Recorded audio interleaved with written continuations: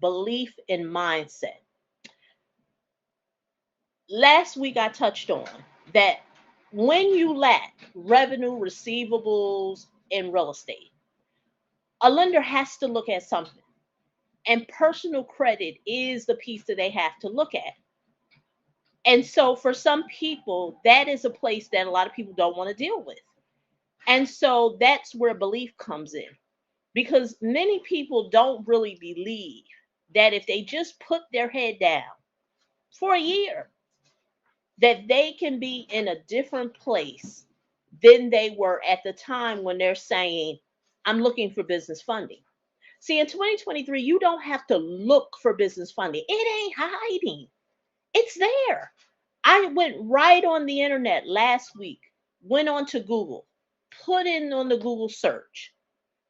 If you're looking for business funding, put in the search. It's not hiding. You don't have to be saying, I'm looking for business credit. It's there.